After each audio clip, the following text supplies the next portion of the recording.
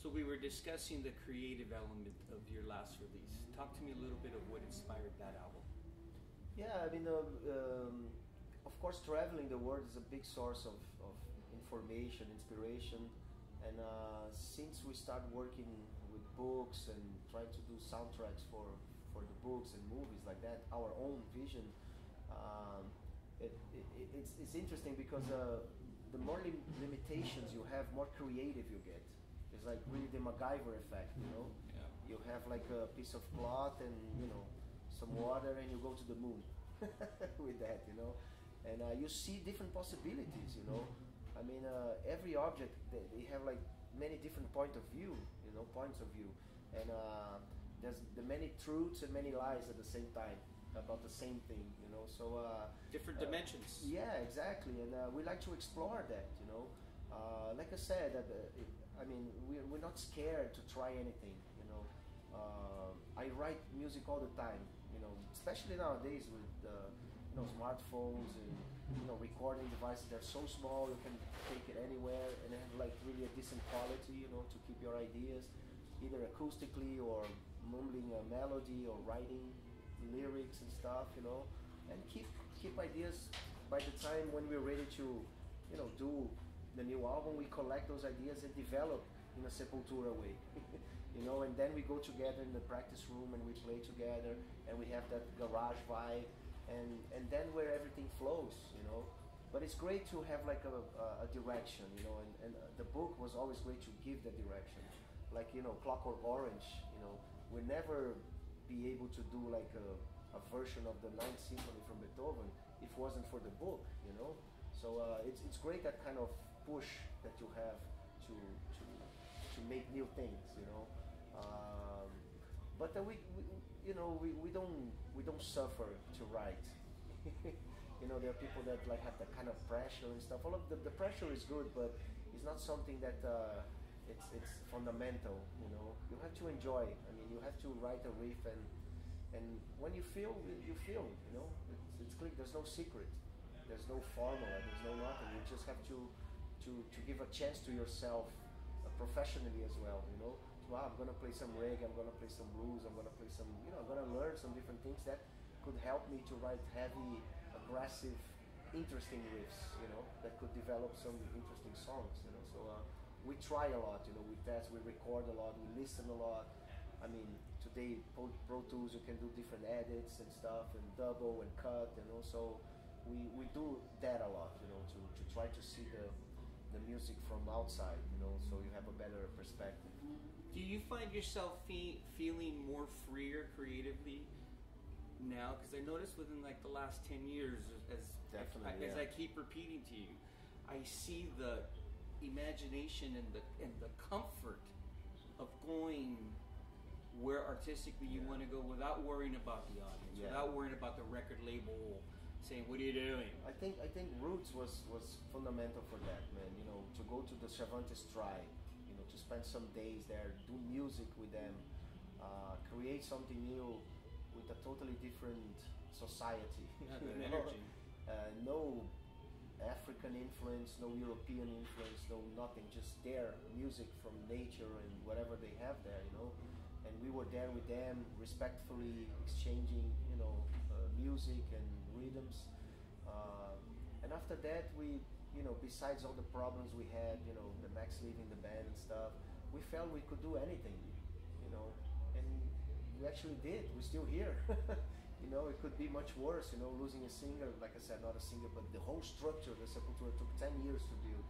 You know, Max took to him, you know, and destroyed because... You know, it's like something else nowadays, but we built something new, you know, which was great, and that keep us. It gives us strength really to go anywhere, you know, to play with orchestras, to play with different percussive groups, to play with pop artists in Brazil.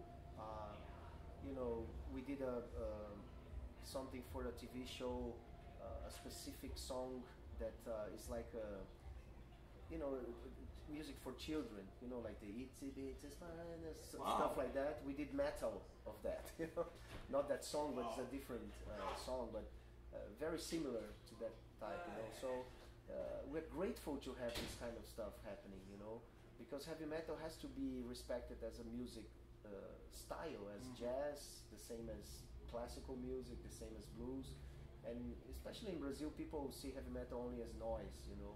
Most of the people who are not fans, of course, you know, heavy metal still scared some you know some people, but it's great to take heavy metal and do this kind of, you know, child stuff, and then orchestra, and you play with the bossa nova guy and stuff, and you see that heavy metal is very very versatile, you know, versatile, and that's how it survived. I mean, metal mixed with rap.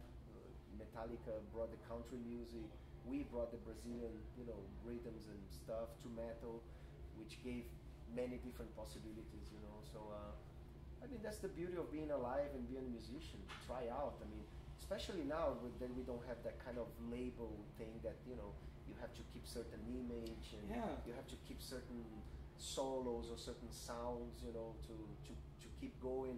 More in a business side and the artistic side in a second, you know, plan and stuff. So I think you're more free now to do more artistic world, you know, because it doesn't sell like anymore any, you know, in the past, and that's a good thing, I guess. You know, you're really gonna put who is the real artist on the road. Yeah, you've evolved.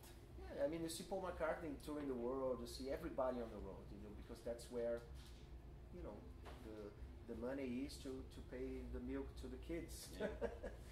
This is interesting. You just recently came back from Russia. You did a full tour over there. I was going to say the Soviet Union because I'm from that era, but from Russia. You mentioned from Mars. You mentioned Brazil. Music is a big part of fulfilling the soul of repressed people. Music is a big part of fueling hope for people who find themselves shackled, whether it's economically, politically, what have you. You just came back from Russia. It's 2015. Russia is a very wonderful people, very appreciative, but it's still a very repressed country over there. How did you enjoy playing Russia? I love it. I respect so much the country, the history, the way they put themselves in the world, you know. You know, they are what they are, like it or not. Yeah. You know, and they are amazing, intelligent people. They have that kind of close face and kind of. It seems that they're always like in a bad mood, but it's just the way they are, you know. But they're very how can I say, like friendly, very welcome, very warm, you know, very professional and stuff. So. It's just to be there to feel that, you know.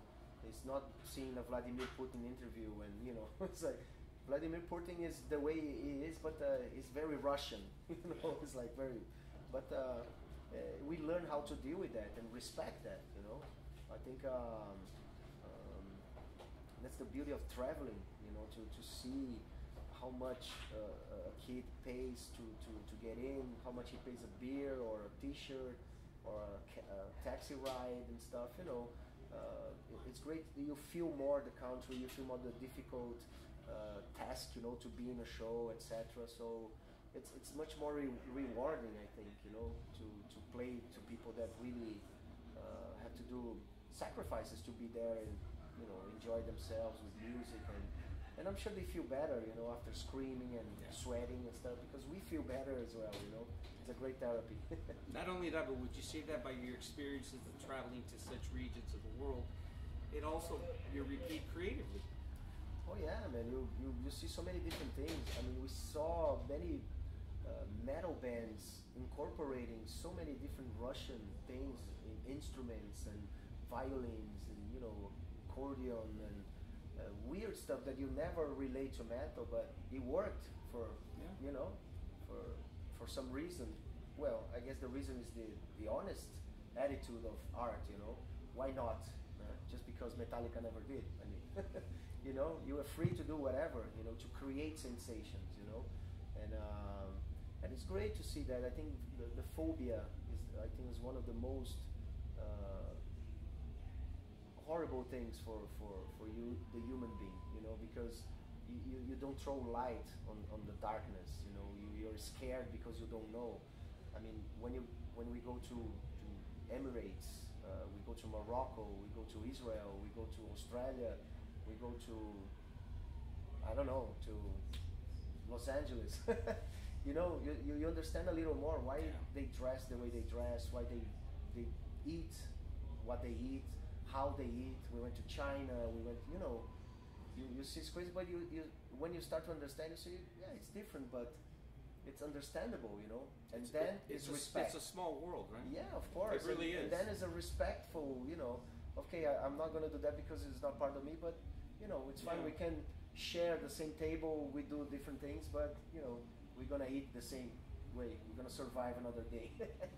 Will your experience in Russia be documented on your documentary? And what I mean by that, not obviously the live element, but your experiences there as growing as a human being and observing that culture that to this day is somewhat still alienated from the rest of the world. I mean, even here now in the United States, it's starting to be portrayed again as the evil empire part 2. Yeah. I mean, we have our cameras, you know. We didn't have the crew there, the director and stuff, to get the images, but we have our own cameras. I mean, nowadays we have so much quality in our hands, you know, like it can be like any type of camera, not any type, but you know, it's affordable, really cool stuff that can be used in a good quality.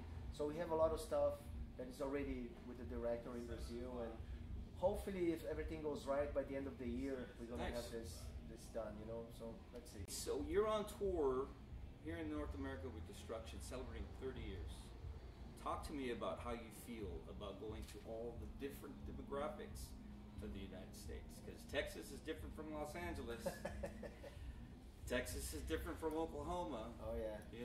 You know what I'm talking about. No, it's great. The United States is it's huge. You know, it is a very tough country to tour, but you know, great fans. We have great history here as well. Canada is amazing too, and we love to be on the road. You know, if you don't love to do this, it's impossible. Yeah. It's very hard. It's really hard, and you know, family. You stay away for a while and stuff, but at the same time, we're very focused here. You know, we enjoy being on stage, and every night's a great experience.